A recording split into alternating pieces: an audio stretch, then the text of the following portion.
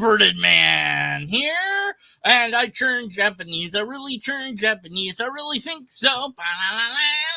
Anyways, I got back from Japan a couple days ago. Wait, yesterday?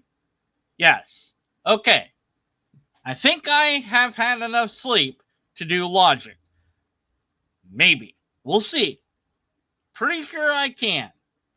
But let's find out. I have been gone far too long, so I'm catching up here by doing 3 videos. Yeah, I know. We're going to be here for like 5 hours. That's nothing. I was in a flight for 14 hours, and then I had a layoff for like 2 hours, and then another flight for an hour. And then on the way home, we ran into traffic, but it wasn't normal traffic. This was, everyone was just stopped, dead still, zero movement for 4 hours. And so what it was like a truck was melted, and they had to like push it out of the way, and that's what took so long. So I got some sleep after all that, finally, and then I had some more sleep today, and then I ate and stuff, and now I think I'm awake. Pretty sure I've been awake. I have been awake, and now it's logic time, and Pragmatic Crystal missed me. Oh, I missed Pragmatic Crystal. I did have a great time. Thank you for asking. I posted my video that shows some of the things I did in Japan, just for fun for you guys, gals, and robots out there to look at some of the things I did. And I put up pretty much, I think, all the pictures I took in Japan on Google Drive thingy with the link in that video. And it's also on my channel comment thingy page. But anyways, whatever. It doesn't matter. Logic time. Okay, so proving God exists using atheists' own words by ear to hear. Okay, so by proving, we know, because we've been around a while, that they actually mean bad arguments. So, bad arguments using atheists' own words. I guess that's not really how they put it. A bad argument for God's existence using atheists' own words by cherry picking and straw manning them most likely, and or by ignoring the points that they're making or something else. I don't know. Not really sure yet. But we're going to find out together, and we're going to be here until I'm done with that video. Then I'm going to do the next video, complain about that one, and then we're going to do the next one. And then it's going to be 3 videos I do. All right. All right, strap in. Here we go. Oh, good. Joe Rogan. What? All right. Okay. He's a famous guy. Whatever. All right. Sure. Okay. If God exists, why would God engineer an animal to be at the top of the food chain that is so filled with greed? Why would God tolerate crime and murder and all the horrible things that we see today? What if I told you that this argument Joe Rogan just made against God's existence is actually a better argument in favor of God's existence? Wouldn't really surprise me if you told me that. But also, you do know that a question is in itself not an argument, although it is true that questions contain premises. That is why sometimes it is possible to ask what is known as a loaded question, where the question itself is phrased in such a way that answering it in a straightforward manner is impossible. Like, when did you stop beating your wife? This assumes that you have indeed been beating your wife in the first place, and so is a loaded question. You can't really just say, I haven't, because you're still implying that you did by answering it. So the only answer is to deconstruct the question in full and take it apart to answer it. You can't just simply say yes or no to it, or give a simple answer because it's loaded. So your hypothetical question, however, if you were to ask this question as if the question was an argument, and then to ask me if this is an argument actually in favor of God's existence, I would then say, well, you need to get what an argument is correct first before asking me this hypothetical question. And then after that, if the question was indeed an argument, I would say, well, that's interesting. What's your argument? But are you actually going to ask the question? I don't know. Let's find out. In fact, many popular atheists are making good arguments that God exists all of the time if you listen carefully. But if you actually got your morals, if you got your moral values, the Old Testament or the Quran, you would be stoning adulterers to death and stoning people to death for breaking the Sabbath and doing sacrifices, human sacrifices and animal sacrifices, all sorts of horrible things. Do you hear the contradiction? How about this one? Old Testament God was all wrath and ego, a petty, vindictive rageaholic. So you may be thinking at this point, how in the world are these arguments for God's existence? No, at this point I was wondering when you were going to ask the actual question, but I guess you're not. So you just asked me a hypothetical about a question that you're not going to ask me. Interesting. Also, my word, that's one heck of a tan. Okay, that's probably not a tan. Like, okay, I shouldn't reflect on his skin tone. Probably a bad idea. Might get me canceled. Quick, talk about something else. He has books in the background, but I can't tell what they are. He has a plant on top of something that's on top of a book, and something else on. I want to know what's on your shelf. Tell me what's on your shelf. That fixed it.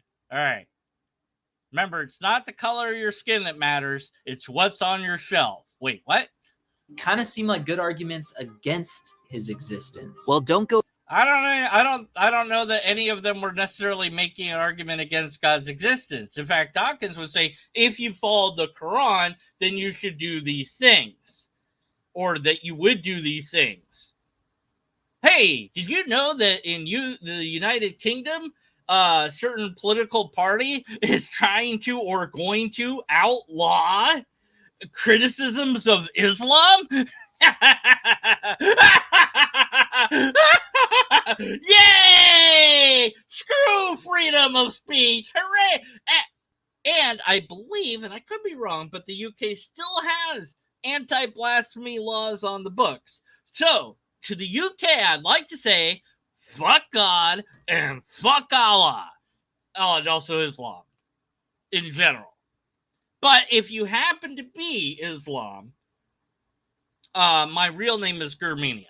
So, and my real channel is also Germania. So check me out there and find my address there. This is actually a pretend channel run by the actual person of Germania, who uses a voice filter on his other channel, Germania. Not that I'm worried that Islam people would come after me or anything. I'm just saying. Anyways, all right. What was this? Oh, okay. Go become an atheist just yet, because in this video I'm going to prove to you that God exists using these as well as other atheists' own words. I'm not sure that you can prove something exists by words alone. If you had a valid and sound argument, here's the thing. Interesting thing about arguments is they require us to know that they're valid and sound. Now, the validness we can check using just pure logic. But the soundness, there is the rub. In order to find out if any premise is valid, or that is to say, is sound, free of logical fallacies, you have to examine that premise against the real world. So if Socrates is a man, and if men are mortal, then Socrates is mortal. Okay, is it true that men are mortal? Well, we have to check in with the real world to find out if that's true or not. So we kind of have to leave the argument to the side, look at the real world, go, yeah, that guy died, that guy died, that dude did. Yeah, people die. So seems like we're mortal. Yes. Okay, men are mortal.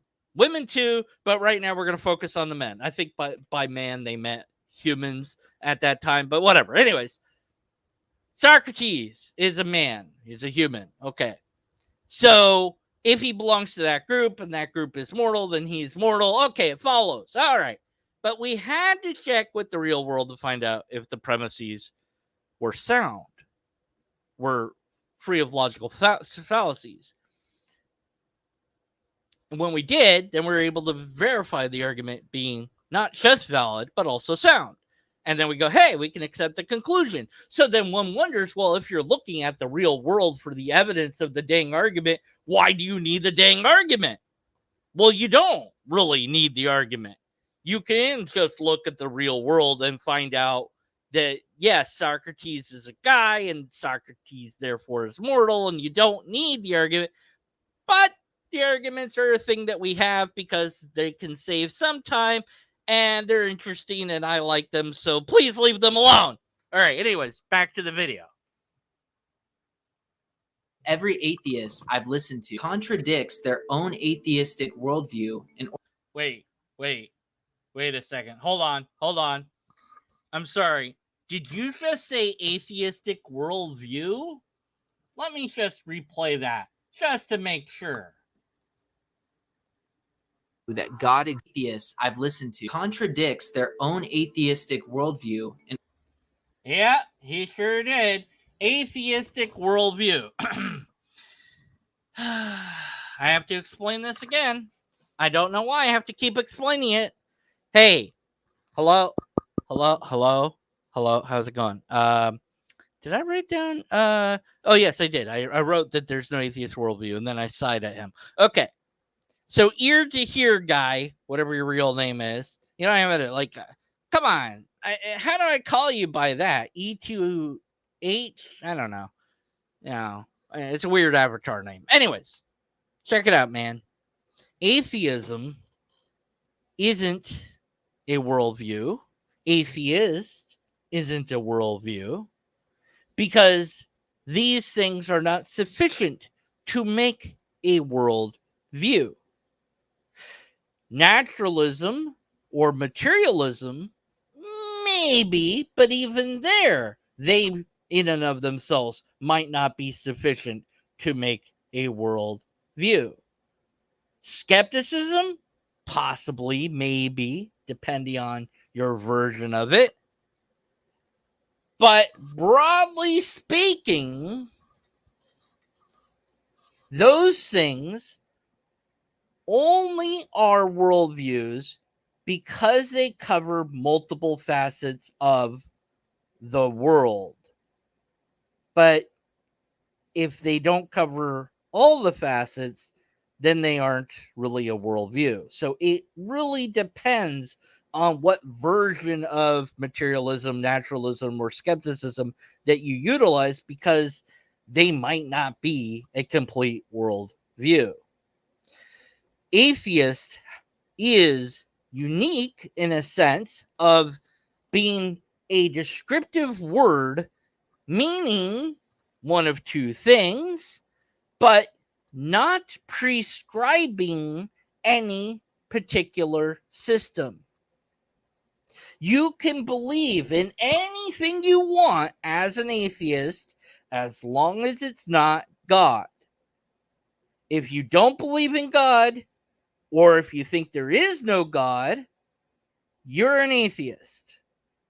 You can believe in angels and heaven and hell and demons and devils and supernatural powers and ESP and CPN and whatever the bleep else is out there and still be an atheist. You can believe in objective morals. You can believe in any given thing because it's not a prescriptive. Even theism isn't a prescriptive word in terms of being a worldview by itself. I'm a theist. That's not a worldview. Theism isn't necessarily a worldview because you have to have more to it. Christianity, yes, worldview. Islam, worldview. Most world religions are worldviews. Some aren't, but many are, because they try to cover most, if not all, aspects of the world. How to view ethics, how to view your existence, how to view this, that, and the other thing. All of those things are described to some extent in most of the religions in the world, but not in atheism, because not believing in God doesn't tell you anything else about anything else other than I don't believe in that, whatever that is. Well, what's God? That's my first problem as a skeptic. I go, well, what do you mean by God? Because that word is used by different people in different contexts and different religions around the world. And having been to Japan, it's kami-sama. Kami means spirit. Sama refers to king or queen. So kami-sama is literally like king or queen spirit. They go to the temples or shrines. They throw money at this thing, clap twice and bow, or bow and then they clap twice, I think. Yeah. And so they pray. Some of them don't pray, I guess. I don't know how seriously it's taken by any one person. I saw one person stand quietly with their eyes closed, with their hands clasped in front of a statue of what I thought was a Buddha type of thing. I think it was. And well, were they praying? I don't know, but they seem to be praying. So that's a religion, and it has a worldview that comes with it. I don't really know that much about Buddhism or Shintoism or anything like that. But they also use God, just the word is different because, well, Japanese is not English. But when you translate kami-sama to English, you get the word God, because that's what they're talking about, basically. But they mean something different than somebody else does. So I don't know what the bleep you mean by God. That's the problem first. And then after you tell me what you think God is, then I go, okay, that's cool. Now I know what you're talking about. Still don't believe in it, more than likely. Still need proof that it's a thing. How are you going to prove that? Well, let's find out. In order to make an argument against God. Let me explain. Take a look at these 3 drawings. Which one looks the best to you? Which one looks the best? None of them. I score them all equally. So, in answer to your question of which one looks the best, none of them looks the best to me. I rank them all on an equal level field. I wonder what my answer will do to his analogy that he's surely going to draw. Why did you choose the one you did? Well, I didn't choose any. So, I didn't. Why did I not choose any? Because I did. Most likely chose the one you thought looked most like the original, the famous Mona Lisa. You knew. Okay, so you're assuming that I was going to select the one that most looked like the Mona Lisa to you. And the thing is, you might think that the last one, number 3, looks the most like the original Mona Lisa, but somebody else might think that number 2 looks most like it, or number 1 looks most like it. You don't have a big enough data sample to make any conclusion about what people will pick as their most favorite or why. In fact, you have no data sample at all. You have your assumption of what people will pick because this is a broken analogy. Good job. was the one you thought looked most like the original, the famous Mona Lisa. You knew that each of these sketches were flawed copies of the original masterpiece. In other words, you were comparing them to an objective standard. Now let's replace each of the sketches with the statement from each of our three atheists. Joe Rogan says, why would God tolerate murder, implying murder is wrong? Richard Dawkins says that making human sacrifices are horrible things. Bill Maher says that the Old Testament God was a petty, vindictive rageaholic. By the way, okay, so you're in this broken analogy that you're offering. Bill Maher must be the closest to the objective truth that you're going for. So then Bill Maher must look the most like the thing that you're replacing Mona Lisa with. Or now Bill Maher doesn't look like it. He's saying something that is the most closest to the thing that you want to say is objective. But then you said all three of them are doing it, which means your analogy where one of the three was the closest one is no longer valid, because you would have to have three selections that all point to it, but you didn't have that because one was the best one. And then, oh, damn it, I can't fix your broken analogy. Broken analogy is broken. There's no fixing it. None. You've killed it. Good job.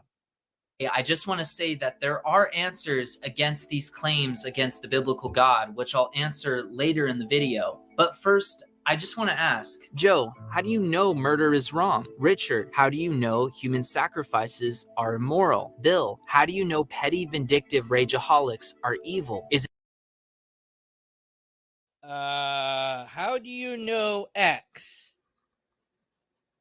What does their knowledge of how they know X have to do with your broken ass analogy at all? If they say, I don't know how I know that, what then? All three gentlemen could say, I don't know how I know that. They could say, I don't know it. I believe it. They could say, well, I think that it's correct. I could be wrong. They could say any number of things, but they're not there to respond. So instead, you're just constructing an argument that they might make, which is known as a construct straw man. Is it just your personal opinion that these actions are evil, or is there an objective moral standard you are comparing them to? If the atheist... Wait, couldn't there be another option than just that? See, that's a dichotomy. And whenever anyone produces a dichotomy, I need to know that it's a true dichotomy. The light's on or off. That's a true dichotomy. Even if you have a dimmer switch, because yes, even if it's super dim, the light is still on. It's just maybe it's not on to a position that you can tell it's on, but if there's electricity flowing through it, it's still freaking on. So yes, that's a true dichotomy. Lights on or off. This one, however, there's room for flexibility in being subjective and objective. That is to say, perhaps morals are both. Or perhaps some morals are subjective and others are objective. Or it could be some other option that we don't know. But who cares about logic? We don't need to do logic. No. Screw logic. By the way, which one of these three pictures looked most like God? Okay, he turned that into that thing, and then he turned Vindictive. so he turned that into this stabbing thing, and then he turned the second one into like this guy getting sacrificed picture, and then this one looks like, I don't know, this guy is just like he's hungry or something. I think he's hangry, which is when you're angry and hungry at the same time. I've been hangry. Can you get Thronstein? No, wait. What would thirsty and angry be if you could thirst? Host? You know what? I'm going to spend too much time trying to figure that out. Anyway, so he turned those three pictures, right? And then had this thing with the shining light bulb as a head. Okay, so the last picture is supposed to look like this picture the most, right? Because that's his analogy. Wait, what? No. Oh, his analogy has changed. Well, why would he have a different analogy now? Because he's stupid? Oh, okay. All right. My freak producer and director that doesn't really exist said that his analogy is stupid because he's stupid. Is that what you said? Yeah, something close to that. Whatever. But, you know, he could be stupid and have a valid and sound argument. He doesn't have a valid and sound argument, though. So, you know. It's just their own personal opinion, and they simply dislike murder the same way I dislike Brussels sprouts. Then Yeah. You dislike Brussels sprouts in the same way that you dislike murder. I don't know. Just going out on a limb. But I don't think that you would make Brussels sprouts being eaten a illegal activity, would you? I mean, if you had the power to do so. So if it's not the case that you wouldn't illegalize Brussels sprout eating, then perhaps murder is not in the same category. By the way, since we're talking about murder and law, because we have to, because the definition of murder is illegal killing. So if you have zero laws, then there is no murder. Or if you say that killing under X condition is legal, that's not murder. It's just killing. A soldier on the battlefield who kills another an enemy soldier or multiple enemy soldiers has not committed murder because it's legal killing. It was a lawful deed. Police officers, when they shoot and kill somebody that had a gun raised and pointed at them, have not committed murder, unless there's some, extenuating circumstances, whatever. They've done a lawful killing.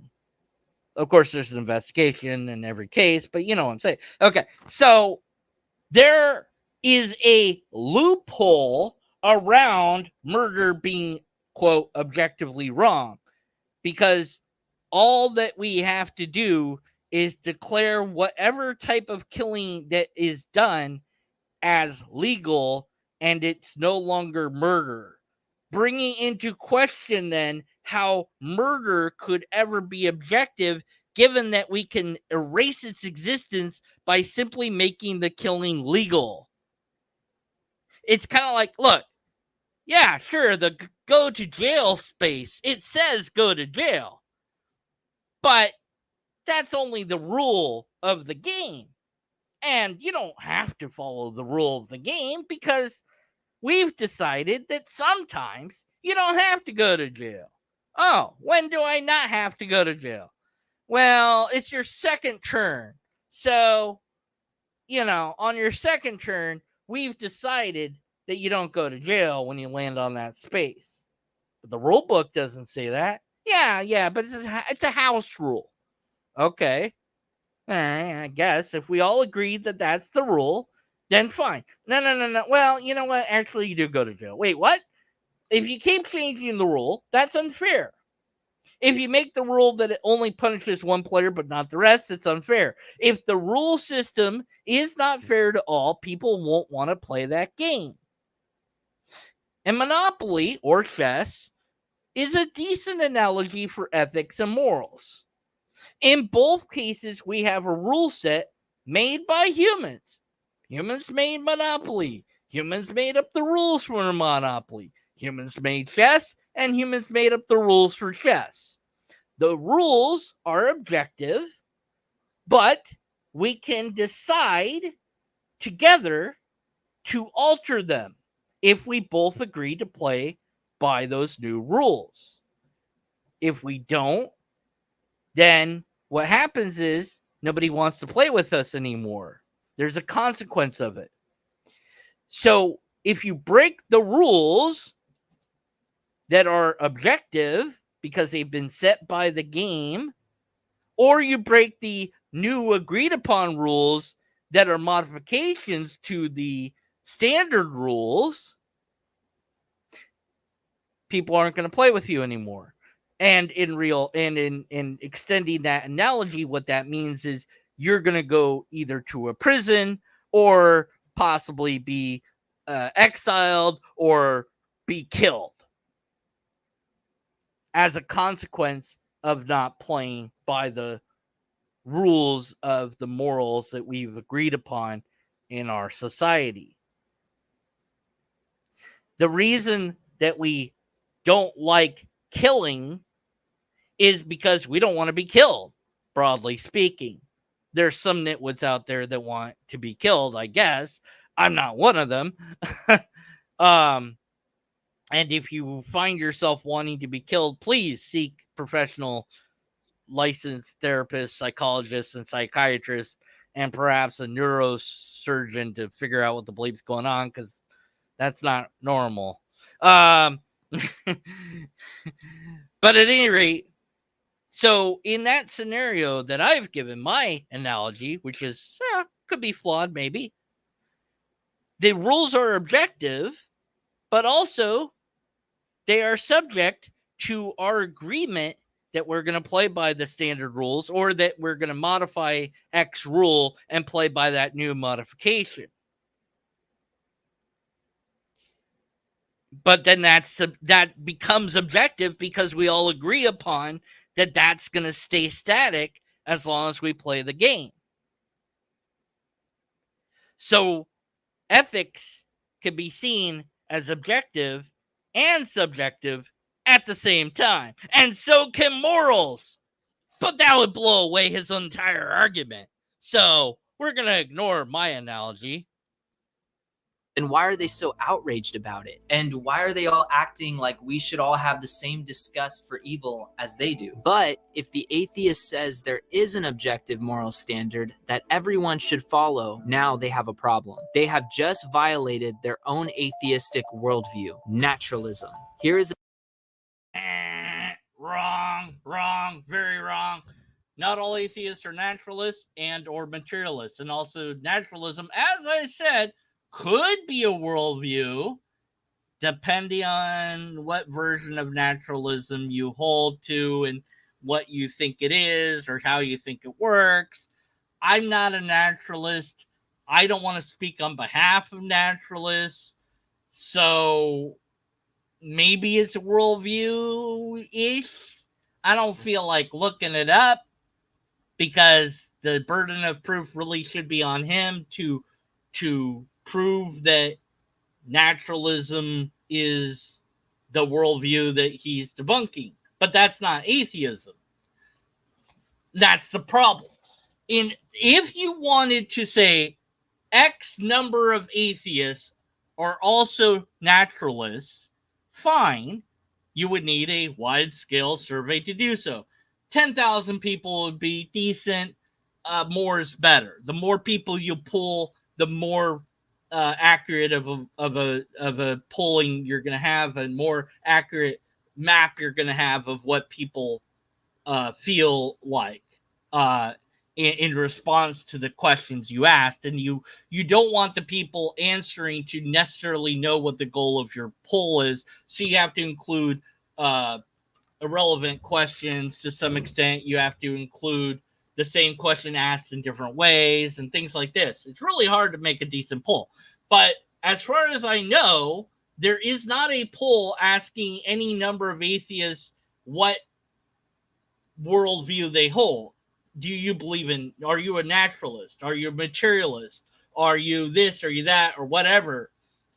And so if you don't have that, which this guy doesn't. I mean, come on, we know. Let's see. His description? No citations. No. Oh, God, he's got Reasonable Faith book by William Lane Craig cited. No, I guess these are just, yeah, those are main sources for his video. Frank Turek, C.S. Lewis, and William Lane. Okay, so that's where he got his bad arguments from. All right, no wonder I'm pissed off at it. Oh, God. So, if you wanted to go after naturalism as a worldview and say naturalists are proving God, and here's why, blah blah blah, here's where naturalism is, and do all of that, fine, great, hunky dory, do that all you want, but that isn't necessarily atheist. So you would have, at best, I can show that X number of atheists percentage wise agrees with naturalism. Within that subset of naturalists, I'm gonna show that they are going against their worldview by saying blah blah blah blah whatever. But that still doesn't mean that God exists or that they're proving God exists by going against your own worldview. It just means you're not consistent with your worldview. So I think you're very confused. Yeah, and kind of dumb. But, you know, the dumbness part doesn't matter. What matters is that he doesn't have a valid or sound argument. It's a great definition of naturalism from the Pope of atheism himself, Richard Dawkins. There Are you kidding me? Are you fucking kidding me? Unless you're saying that as a complete joke of a thing to say, you shouldn't say that. Like, that's the Pope of atheism. Like, sarcastically, I could accept, or like the Pope of atheism. You gotta put quotes around that. You gotta indicate that you're joking, because I think that you really think that he's the Pope of atheism. I don't know if you're actually joking with those words that you just said. So I'm assuming that you actually mean what you just said, which means that you don't know what the fuck you're talking about. Atheism isn't a religion and doesn't have a pope. I haven't read a damn thing that Dawkins has written. That's not true. I've read pieces of things that he's written, quoted by other people on websites that could, for all I know, be quoting him wrong. I haven't read a book that he has written. I don't know. I listen to Dawkins occasionally. I'm subscribed to his channel, but I don't, remember half of what he said, and I don't think that he's an authority or anything. Like, he's not that big of a deal to me. I don't. God, just whatever. There is at bottom no design, no purpose, no evil, no good, nothing but pointless indifference. We are machines for propagating DNA. DNA neither cares nor knows. DNA just is, and we dance to its music. So if we as human beings are nothing more than machines obeying our DNA, then where does an atheist like Richard Dawkins explain where right and wrong come from? Well, if you had read his book, you might actually get an answer to that question. I'm pretty sure in The Selfish Gene, he goes into an explanation of where morals come from. Here's a hint. Biological evolution, you nitwit! Yeah, morals evolved with us. And we see other primates and other creatures behave in moral ways. And, okay, I'm gonna have to pull up this video. I'm gonna have to do it. All right, where's the thing? Hold on a second. Get mad money experiment. Whatever the fuck it's. Yeah, no, there it is. Okay. All right, so this is the blah blah blah. Okay, there's a TED blog video. I'm sure sharing it will get copyright. Sorry, I can't. I'm hiccupy. I don't know. Okay, so this is I'll link to this video in the description below if I remember. If I don't remember, oh well, whatever. So, pillars of morality, fairness, and whatever the fuck that word is. I can't say it. You know what? Screw it. Fairness and compassion, empathy and person. Fuck. Why does Nope. Don't care about that word. Screw that word. Stupid word. So these primates reject unequal pay. That's what this is going to show. Okay. So, and that's basically a version of morals. So he talks blah, blah, blah, blah. Don't care. Okay. So here's primate 1 and primate 2. And so the one on the left here, he gets a slice of cucumber, and the one on the right gets a slice of cucumber. And they have to like hand the tester there like a pebble or something to get that cucumber, okay? But then what happens is for the same exact thing, the tester now gives the grape to the monkey on the right and still gives the cucumber to the monkey on the left. And the grape tastes better to the monkey. So this is what happens. All right.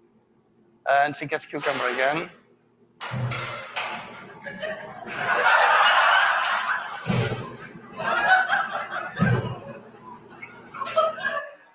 So this is basically the Wall Street protest that you see here.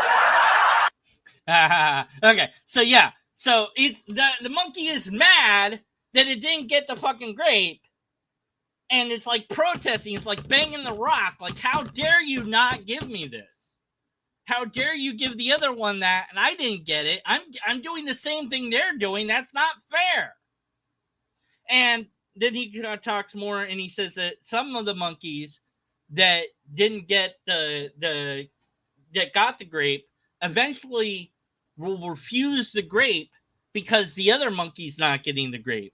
That they will have compassion. And I wonder if other monkeys might even share the grape with the first monkey in further experiments and whatnot. Or they might not have the sophistication to do that. I don't know. But there is the building blocks of morals right there on display. I'm not being treated fairly. That's a moral right there. So their brain, if it was a little bit bigger, a little bit more folds in it, would be complicated enough of a brain to make more rules like that. More morals. That's evolution. That's what we did as a species. Because we are a hairless ape or monkey.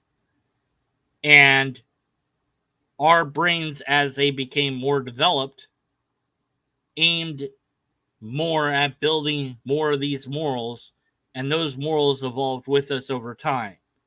A perfectly valid and sound explanation for where do you get the idea of where killing is wrong from? Because we evolved to believe that. That's the answer that Dawkins would probably give, although he'd say it in a much cooler way because he's got that cool accent that I don't have. Or maybe you think my accent's cool because technically everybody has an accent, I guess. Where was I? Oh God, I just closed the other window. Oh, here we are. Back to Joe Rogan. All right, great. Where do you think people get their morals and their ethics from? And that's a profoundly difficult question. It's a collection of conversations between people, dinner party conversations, parliamentary decisions, congressional debates, newspaper articles, journalism. All these things conspire together to produce something in the air, something that defines a given century or maybe even a given decade with the moral values of that decade. Okay, so I was wrong. Dawkins didn't answer it the way that I thought Dawkins would answer it, but that was in that particular broadcast thing, and Dawkins might have answered it in the way that I think Dawkins would answer it in a different place. I don't know. So I guess I was technically straw manning Dawkins when I said what Dawkins might say, not knowing that Dawkins would say what he did say. But that's okay, because when I commit a fallacy, I admit it. Oops. Anyways. But yeah, okay, so the Zeitgeist is what Dawkins is referring to. The Zeitgeist is the air of what society agrees upon, and that's where morals come from, broadly speaking. Yeah, and I think if he'd given more thought to it, he might include evolution in there. Maybe. I don't know. Anyways, all right. Yeah, okay, back to this nitwit. All right. According to Dawkins, morality is whatever a society of a specific decade decides is right and wrong. So then, does that include Nazi Germany in the 1940s? Were the Nazis justified in the Holocaust? After I didn't see that coming. Oh, no. I did not see that coming. Get it? I did not. Okay. All right. Yeah, bury that joke. Okay, I'm sorry. That.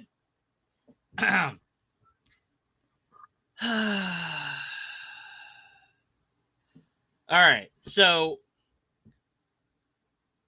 societies in the past and in the present have done things that we don't like today.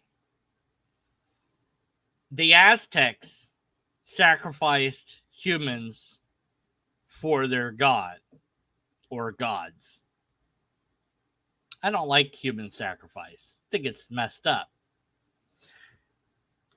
The Nazis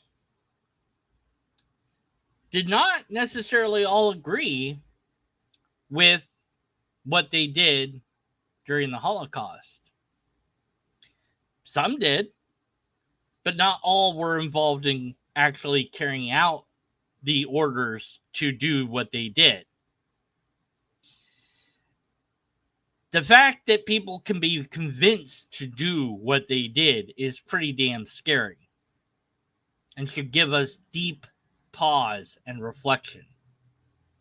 Ask yourself sincerely, if enough force was brought to bear upon you and you were told, kill this person or you will die, and not only will you die, but your family will die, and your friends will die, and anyone that knew you will die. And we know, because we have all this power and surveillance, who your friends and family are. And we can and have killed people, and you know that that's true. Would you put yourself, your friends, and your family to death to avoid killing the person that you were told to kill? Man, that's brutal. That's a tough question to really have to be in that situation, not just as a thought experiment, but for real, to find yourself in a place where the leader in control of the military might, the police, everything else, is saying, okay, look, you are part of our army. You don't have a choice. You're part of our army. That's first of all. Then secondly, now that you're part of our army, we're going to order you to kill this person not on the battlefield, but through this chamber. That's messed up. And you might think, well, I'd resist. I wouldn't do it. I'd gladly die instead of going along. You might think that. Maybe you would. But like, I don't know that anyone did. I don't know that a single person resisted. Well, there was resistance. There was underground railroads and things like that. But I don't know if any of the German soldiers that were considered Nazis died instead of following orders. There probably was at least one. I don't know for sure, but I want to hope that there was at least one. And that's scary as bleep. Did the people think that it was correct? I don't know. The Nazis first conquered the Germans. They conquered themselves. They believed in their rhetoric. They believed God was on their side. They believed in a lot of things. They believed they were right. A lot of them did. I don't believe they were right, because what they did is illogical. And I value logic. I say it's illogical rather than appealing to the emotional substance of this thing that I could do, because yes, there's many emotional arguments that could be made, but I'd prefer to make a logical argument. A human being a different race, ethnicity, religion, whatever, doesn't make them the cause or source of your problem. There's nothing that suggests that the Jewish people, the gypsies, the handicapped, the mentally challenged, and elderly were all collectively somehow responsible for the woes and problems that Germany faced. The reason for the problems were political, economic, and tied to the First War. Rather than preparing and going to war again, Germany could have done other things to make money and prosper. Going to war is an easy way to start generating money, unfortunately. So once Hitler said, hey, we're going to war, that's all of a sudden more money started pouring in, and things started to improve because of that. People weren't starving anymore because now they had a job working for the government. They were forced to do that job, but nonetheless, at least they were now getting paid. So some people happily said, yeah, I'll do whatever you want, because I need money. I don't want to starve to death. And it was a step-by-step process to get somebody from working in a job to the point where they were willing to kill an innocent human being. It's not just, hey, do this thing. It's not instant. It takes a bit of coaxing to do it. But nonetheless, a large swath of people were convinced. You and I, sadly, could be convinced. Given enough pressure, you could be convinced to do something that you believe is wrong. That's scary. What Hitler did, essentially, is an ad ballum, an appeal to a threat, an appeal to, we are going to kill you and your friends and your family if you don't comply.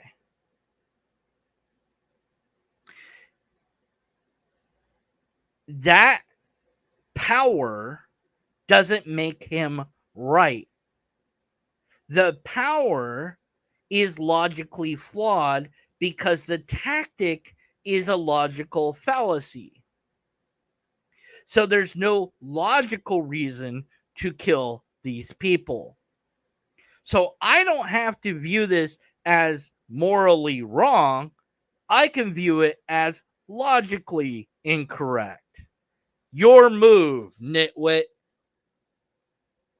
After all, the Nazis were voted into power and created laws that made it legal to exterminate the Jews. According to Dawkins' logic, those were the most moral actions for that society in that decade. Except that's not actually what Dawkins believes about the Holocaust. There have been steps backwards, admittedly, and the Holocaust is an obvious one. What exactly does Dawkins mean when he says the Holocaust was a step backwards for the world? A step backwards from what? If everyone is just dancing to the music of their DNA, then we can't condemn Hitler or the Nazis for their actions because according to naturalism, they were just doing what their DNA told them to do. And No, we can still condemn any given thing, even if we're completely mechanistic in nature. And in fact, we would have no choice but to condemn any given thing, because if we are mechanistic in nature, then it is in our nature to do so. So what you've said is an objection isn't even an objection. How does this prove God again? Like, how are we in this area? Like, what the bleep? How did we get here from there? If God commanded Hitler to do what he did, would it be wrong? Let's see him answer that question. Oh, no, he's never going to answer that question. He'll refuse, like any apologist would. He'll say, oh, that's not in God's nature. God wouldn't do that. Oh, really? God would never tell people to kill everyone else, right? Oh, God wouldn't do, well, except for God of the Bible did actually do that. He told his chosen people, kill everybody in this town. Every man, woman, child, and all the animals. Leave nobody alive. Nothing. God commanded that. God commanded genocide. And one of the nitwits you link to says there's nothing wrong with that. If God says to do it, that's fine. So if God says to do it, it's fine. Huh. And Hitler's pretty much said that God said to do it, right? Yeah. And people probably believed him. And for all we know, God did tell Hitler to do that. I don't know. No way to say that he didn't, right? Can't say that God didn't do that because he did it. Although it'd be weird for God to kill the chosen people that he chose, but whatever, maybe God changed his mind. I don't know. God does weird things in the Bible all the time. And that the problem is that your so-called objective moral values don't apply to divine command theory. Because when God says to do anything, it's absolutely fine to do it. Even if you don't want to do it, even if you previously thought that it was bad or wrong, and even if God himself already said that that was wrong. God says, hey, don't kill people. Don't murder. Well, actually, God said, don't murder people. Then he tells his own people to go murder people. Well, no, it's killing because God ordered it, so it's not murder anymore. See? So God used a loophole. Okay. But all the men, women, and children? Really? Couldn't you teleport them away? No. Kill them all. Okay. And that's perfectly fine because killing isn't immoral. It's murder that's immoral. Isn't that convenient? Back to this nitwit. Yet it seems that all human beings, including atheists, live as if there is a universal right and wrong. Wrong. We don't live as if there's a universal right or wrong. We live as if there's a collective agreement of right and wrong. And I've just been to a country that has a difference of right and wrong very different from America. Very, very different in a number of ways. While I was in Japan, there was a number of things I noticed. Number one, the bathroom was clean everywhere I went. Every bathroom was clean. I mean, clean. And many of them had a spray sanitizer that you were that said spray this on the toilet paper and then wipe down the toilet seat before you use it, and I guess after you use it as well, to sanitize the toilet seat. Brilliant. Why don't we do that here? There's a button to flush the toilet. Also, all the toilets pretty much had bidets in them. Oh man, I'm getting a bidet. Oh, whew. Anyways, well, why aren't all the toilets here clean? I don't know. We don't have whatever it is that they have that makes it that they're able to do that there. We don't have that in America, or at least the state that I'm in, or any other state that I've ever visited or lived in. Almost every public restroom that I've ever been to has been yucky to some extent, but not in Japan, well, at least in Tokyo, at least the places I went to. This small sample size, I don't know, maybe I went to like 6, 7, 8 bathrooms or something like that. Small sample size. So I can't say it's true of every place, but still I noticed it. And I also noticed that trash wasn't on the street. Whereas if I walk long enough on this street that I have near me, I will see trash. Why? Because people are litter bugs. Why? I don't know. We didn't get the memo on how to not do that as a society, but Japan apparently did. So if there was this universal standard of morality, then we should all be behaving in the same damn way. But we don't. In America, people, for whatever reason, don't care about litter, broadly speaking, enough to the point where there isn't litter on the street no matter where you go.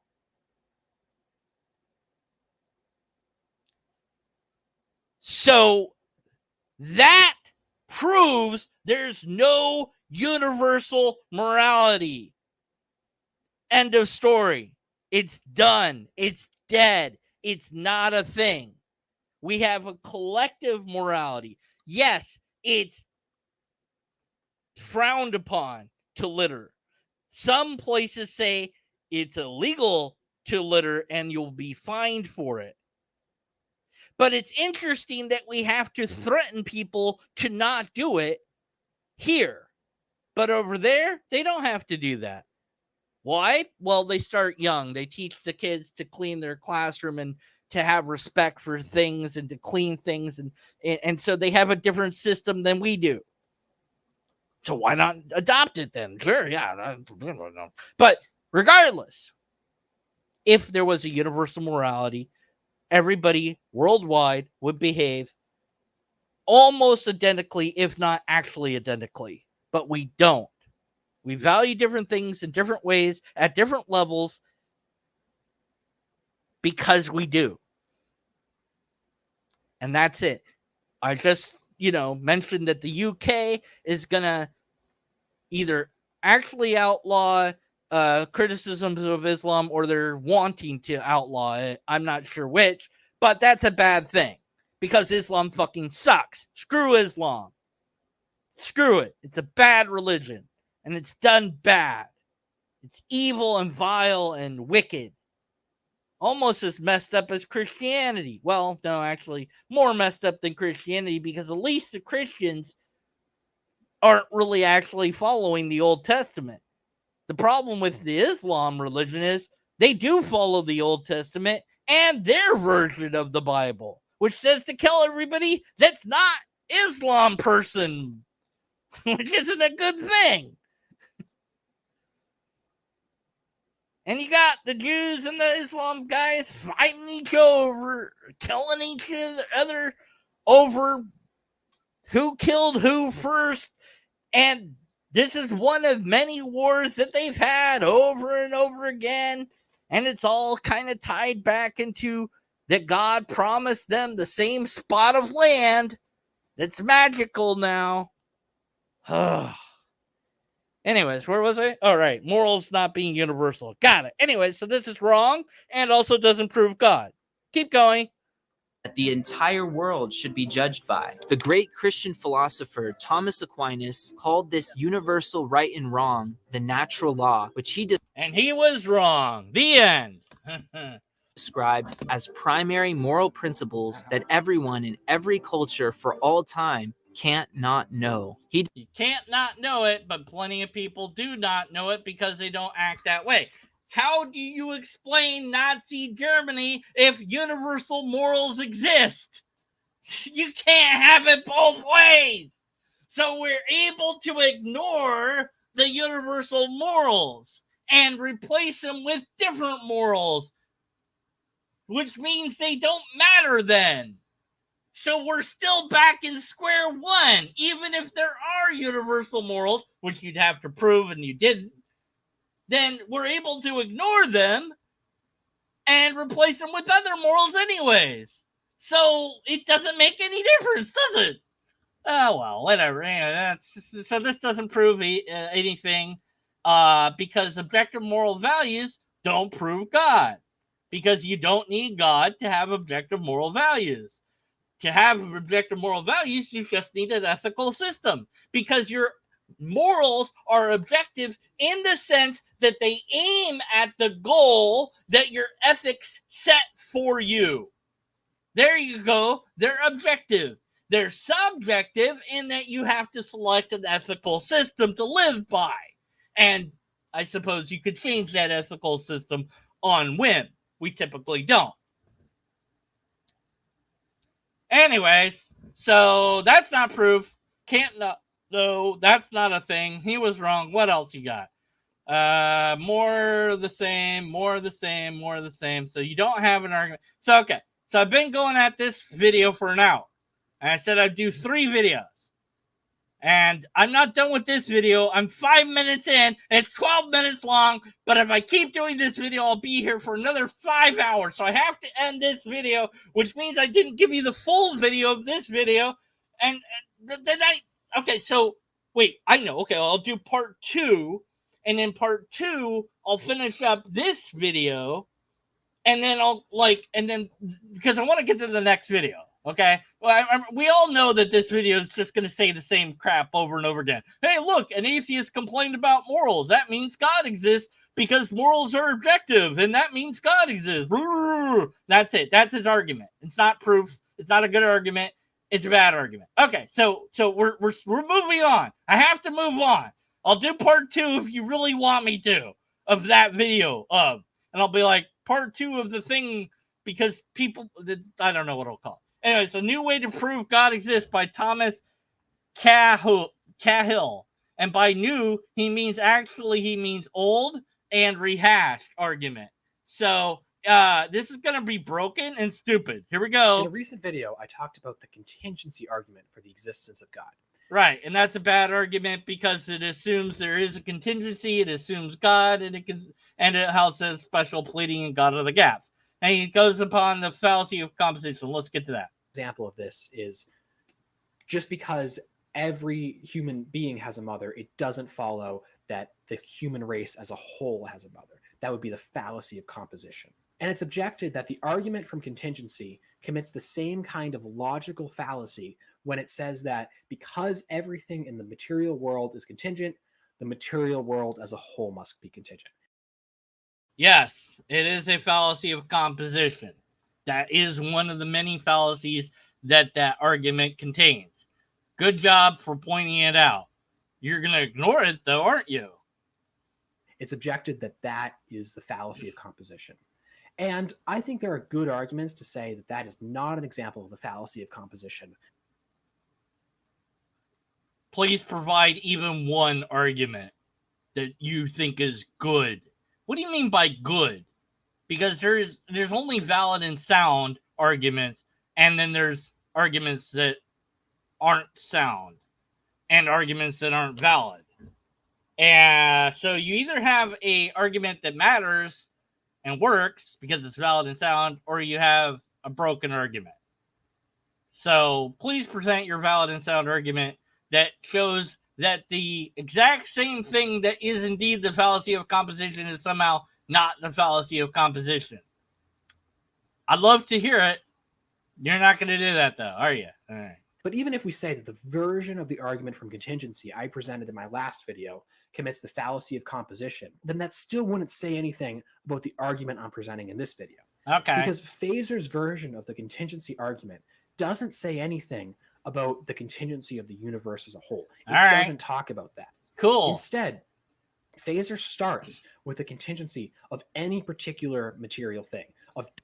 Okay, so Phaser's version says any material thing is contingent.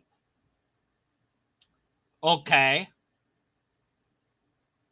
But do you know of every material thing?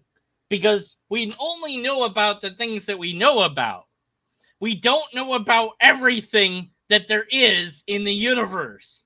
So, as far as I know, and I'm not saying that it is the case, but there could be something in the universe that is not contingent upon anything else. Maybe.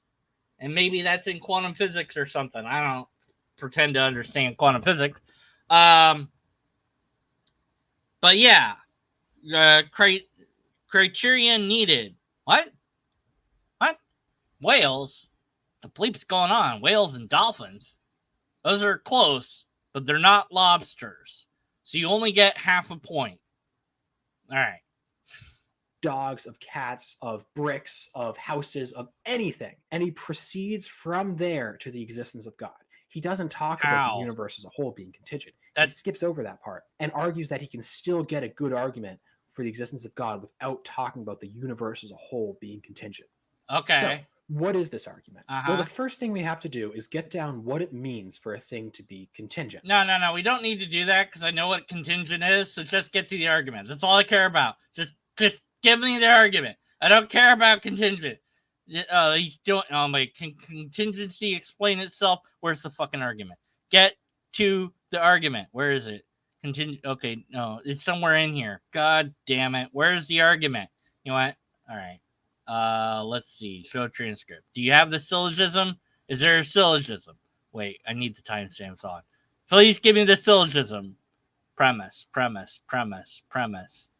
Fuck, he doesn't give a syllogism. Ah! How am I supposed to analyze something without a syllogism? I mean, it's possible. It's just harder. Oh, goodness. All right, so we'll just make the video faster. That's what we'll do. All right.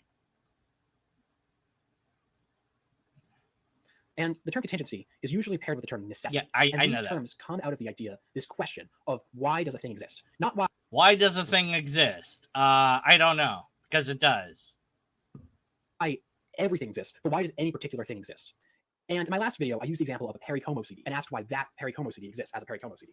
And because I like to keep things consistent, here's a Frank Sinatra CD, because why not? So the question I'm going to be asking right now is, why does the Frank Sinatra CD exist? Why does it exist? You can't answer that question. You can answer how it exists, though. Well, I mean, you can try to answer why, but that would imply that you know the motives of the people that created the record. To get money. There you go.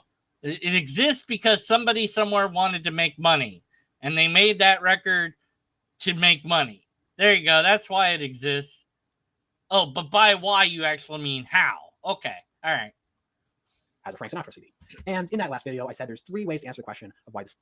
Okay, let's see what your trichotomy is. There's no explanation. There's an explanation inside the CD. There's an explanation outside the CD. What? What about you don't know the explanation? Why isn't that on the list? Okay, whatever. All right. CD, or anything else exists. But I also said that there's really only two ways of answering the question, because the first way is just to say that there's no explanation for why the thing exists, and that's not really an answer at all. It's like There's no reason that a thing exists isn't an answer. Yes, it is. There might not be any reason why it exists. That might be the true answer. You're just saying that can't be an answer without showing why it can't. Okay, whatever. This is terrible. This is awful. if you're a detective and you're tasked with solving a murder mystery, and you're asked, who did the murder? We know someone did it. Who did the murder? And your answer is, Wait. There was a murder. We know it's a murder. How do we know it's a murder? That's really important to establish, because we're establishing a narrative sequence of events. There has been a murder. Now, maybe it has the appearance of a murder, but it's not actually a murder. The bullet hit the guy in the head, and he died. And it was going as fast as bullets normally go when fired from a gun. But, you see, the gun misfired. And it misfired when it fell off of the shelf that it was on and landed on the floor and shot him in the head. So it wasn't a murder, it was an accident. But it looks like a murder because after the gun went off and killed the guy, a bunch of people ran into the room, messing the room up, saw there was a dead body, panicked, and ran out. So it looks like a break-in without anything being stolen. So then you assume that the people broke in just to kill the guy, right? And the detective's like, I think it's a murder. So he's starting with the assumption, which you wouldn't do if you were a good detective, because it might not actually be a murder. But we're not going to go with any actual real analogy. No, we're going to pretend like we know that it's a murder somehow. And then pretend that we're a detective that somehow knows that, even though that's not how a detective would actually work, because a detective that pre-assumes his conclusion is a bad detective already. Oh, well. yeah, there was a murder, but no one did it. We just don't. There's no good explanation for who did the murder. That's all. You would be a bad detective. You would be not answering the question. You would be neglecting your duty as a detective, because there's always an explanation. There's always an answer to the question, who done it? Or in this there isn't an answer to the question who done it if nobody actually done it. That assumes that somebody done it. That's a pre-assumption. It's a loaded assumption that you're making that a detective wouldn't make until they have examined the case at hand and determined that it indeed was a murder, because it might not actually be a murder. So you're getting it all backwards.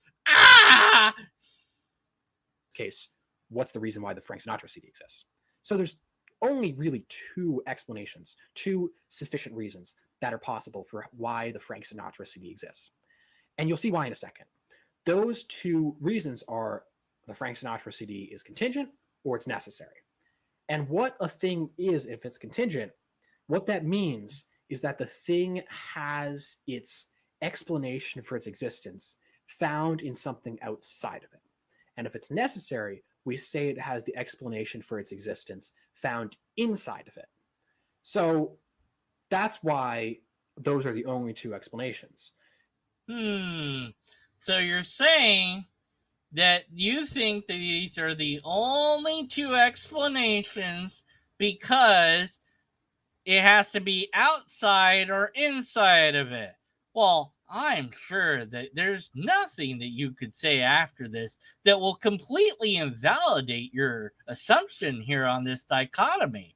Oh, I'm sure that you're valid and sound. Oh, yes, I'm absolutely. By the way, I'm saying all this sarcastically. I already know what he's going to say. So I'm building it up. Okay, so be ready for him to say something that completely negates everything that he's saying. It's going to be great. Here we go. A thing's explanation for its existence could either be inside of it or outside of it. Law of non-contradiction, those are the only two options. You can either. So it can either be inside or outside. That's it. Okay. Unless, of course, you're a Mobius strip, or a clean bottle, or a projectile plane, or a boy's surface. These are all things that have an inside and an outside and neither. They are mathematical objects. The Mobius strip actually exists. The Klein, or however you say it, Klein bottle. How do you say this damn thing? I don't know. And then the projectile plane and the Boy's surface. These are all things that are shapes that don't have an in or outside to them. So what about them? Now, by inside or outside of them, you didn't mean inside or outside. You meant a different inside or outside. But because language is weird, I'm going to use inside and outside in a different way than you're intending to mean inside and outside to make my point, which is that there are actually other ways of looking at things that don't include your binary subset that you think is a dichotomy. Now, it might very well be the case that there is a true dichotomy, that either something is explained by something else or the thing itself is the explanation for the thing. That might be the dichotomy. It might be a true dichotomy, but we don't know that it's a true dichotomy. We have no idea. We assume that that's the case because we haven't had a third example, perhaps, but that doesn't mean there isn't a third example out there. So just declaring this as a solved dichotomy, I think, is bad logic. But what do I know? Either be inside a thing or not inside the thing, outside the thing. And if the thing is contingent, it's because it's dependent upon something else for its existence. The thing by itself doesn't explain its own existence. There has to be something outside of it which explains its existence. That's what it means to have an explanation for existence. Yeah, I know that. To be contingent. Right. That's contrasted with being necessary. If you're necessary, if we know everything about you, we will know exactly why you exist. If the CD was necessary. Okay, so give me an example of a necessary object that isn't God. I'll say that again. Give me an example of a necessary object that is not God. I can think of several, but I just want to know if he can do it. Not that he'll ever watch this video or get this point to the video where I'm talking about him anyways. I don't even think he'll answer my comment, which I said, you know, by new you mean old / rehab, by proof you mean bad argument, and you know, and then the Mobius strip and all that, blah, blah, blah. Yeah, so I don't think he's going to respond to that comment, nor is he going to respond to this video. But if he did hear this part and will respond to the video, then I'd love for him to give me an example of a thing that's necessary. Oh, you want me to do it? I don't wanna. I don't wanna. Okay, fine. I'll give you an example of something necessary. The laws of logic are necessary. They have to exist. They can't not exist. Yeah, there you go. They're necessary. The explanation of them is them. They're tautologically necessary because they are. We have asserted that they are. We think that they are. And so far, it seems like they are.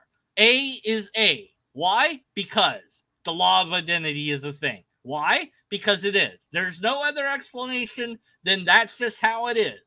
But the laws of logic are just a description. They're not a thing that you can hold. They're abstract.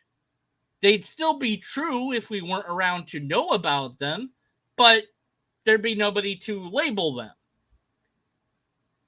If that's what God is, then God is an abstract idea, which means God only exists inside our brains, which means we shouldn't believe God is actually anything more than a concept in our brain, which would make you an atheist, wouldn't it? Oh, well. Anyways, so the necessary thing that I can come up with is logic, which is an abstract object of the mind. Other necessary things might be numbers. They're necessary to have in order to build another structure upon. Mathematics is a necessary thing to be able to do things with. And the necessity of them is just that they are that way, and there's no other explanation other than that's how it is. I wonder what else is necessary. Perhaps the universe is indeed necessary. Perhaps there can't be a not universe. Perhaps the way that reality works always makes a universe. Which might mean there's more than one universe, or there's currently, or that there has been other universes. I don't know, and you don't either. So all this argument is a rehash of the same argument, making the same exact fallacies as before, and I don't care. I'm done. Moving on. Yes, I'm done. I know. I'm done. Look, okay, I can do a part 2, all right? And Deacon Birdman, do a part 2. I want a part 2. You finish the videos you didn't finish because you promised to do 3 videos in this video like a psychopath would. Why did you think it would be a good idea to do that, Deacon Birdman? You should have known better, Deacon Birdman. I don't know. It seemed like a funny idea at the time. Because I've been gone. I'm like, I'll do 3 videos. Yeah, I won't spend an hour talking about one video. Anyways, all right, okay. Now for the last videos. The laws of logic can be experimentally verified by a physical Venn diagram. Yeah, well, but that's still an object of the mind that we require minds for, so it's still not a thing that can do anything else other than be an object of the mind. So if God is like the laws of logic, which I'm asserting that it is, then it can't do anything other than be an abstract object of the mind. But at least we can verify the laws of logic with a Venn diagram, which we can't do with God, as far as I know. Although that would be interesting to see somebody try. And also, I'd like to see that Venn diagram we were talking about there. I'm going to share that comment on the screen because nobody else will know what I'm talking about later when this is a video, because chat sometimes doesn't show up. All right. This is called Unveiling the Truth. Dr. Stephen C. Meyer proves God's existence. Oh, I forgot to download the video. Dislike the video. Download is now the word for dislike. Please download this video. That means dislike the video now. Upload the video means to like a video. I don't know what I'm doing anymore. My voice hurts because I'm yelling. Intro. Here we go. I haven't even watched this video, so I have no idea what this is. This is called Ancient Wisdom Never Fails. Oh, God. This is going to be stupid. Here we go. Could there really be proof for the existence of God? Why are many scientists and philosophers leaving behind their naturalistic worldviews? No matter where you want. Wait a minute. Do you have proof that many scientists and philosophers are indeed leaving behind their naturalistic worldviews? Or are you just asserting that as a bald assertion, making that a fallacy? Oh, you're just asserting it. Okay. You don't have any, you don't. What's his, here's a list of his favorite books on Christian apologetics. James Waller Wallace, and Lee Strobel. Oh, God. All right, this is going to be stupid. All right. Are on the faith spectrum. The 3 scientific facts we will talk about in this video shed some light on the origins of our universe, calling into question how such a world could come to exist without an intelligent mind behind it.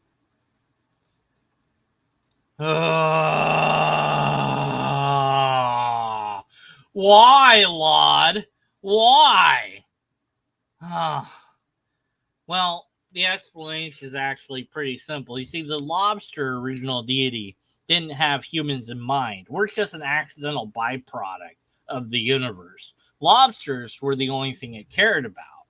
We're just kind of here by accident. Lobster deity only cares about lobsters. So my complaining to the lobster deity about why this video should exist, he's like, I don't fucking care. I'm a lobster. I don't care about what videos you guys make. I only care about lobsters. In fact, he's not going to respond to me because he's a fucking lobster, and I'm not a fucking lobster. I'm not even a not fucking lobster. I'm not a virgin lobster. I am not a lobster at all, actually. Well, that's not true. I'm part lobster.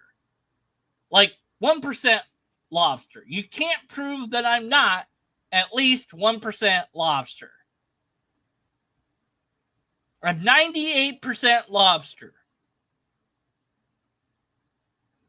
Prove wrong. Return of the God hypothesis is the latest work from the distinguished philosopher of science, Dr. Stephen C. Meyer. Distinguished. Distinguished. Director of the Center of Science and Culture at the Discovery Institute in Discovery Institute.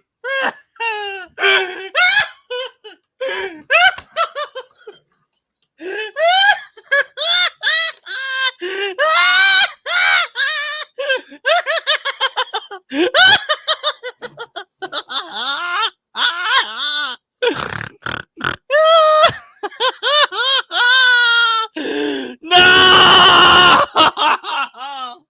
Why?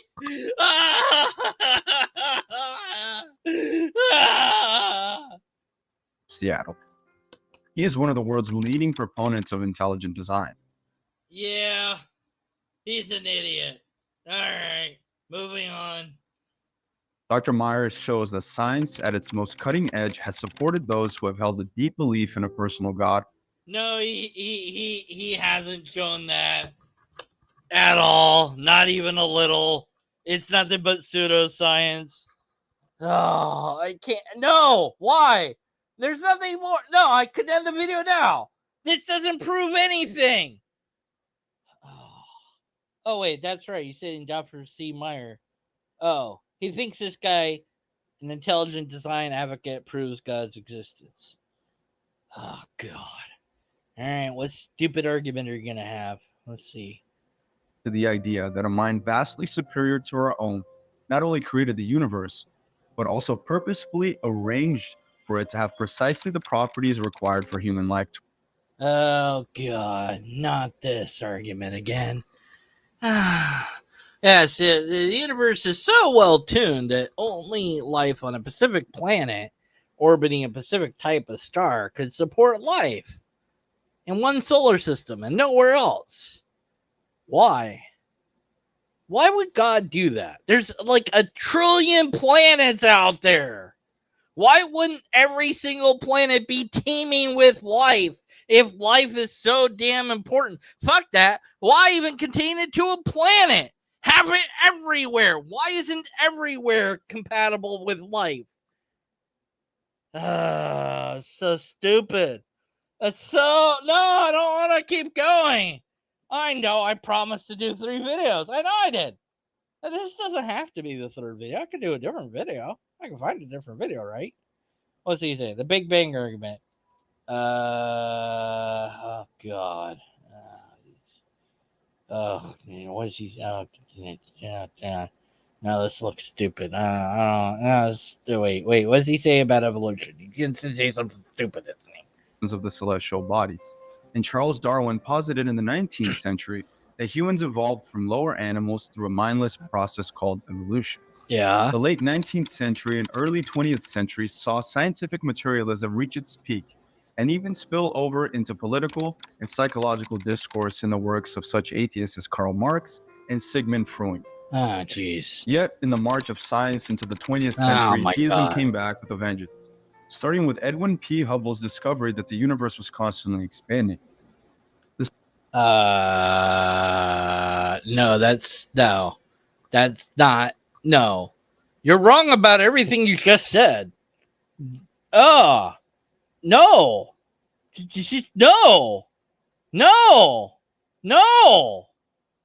This was followed by Georges Lemaitre's discovery of evidence for a singular cosmic event, which brought the physical world, space, time, matter, and energy into existence all at once at a particular point in the finite past. Wrong. That's not what the Big Bang is about. You're a moron. I'm done. I don't care anymore. I don't want to do part 2 on that video. No, I don't want to. I'm not gonna. No matter how much you ask me in the comments.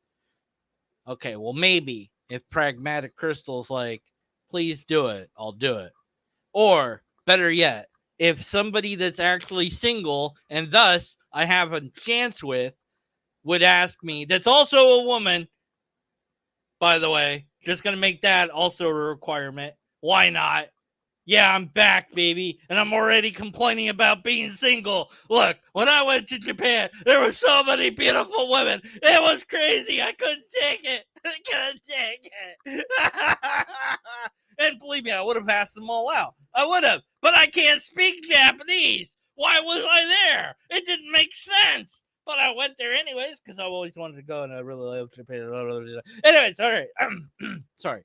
So if a single girl post, do part 2 of that third video, then I will.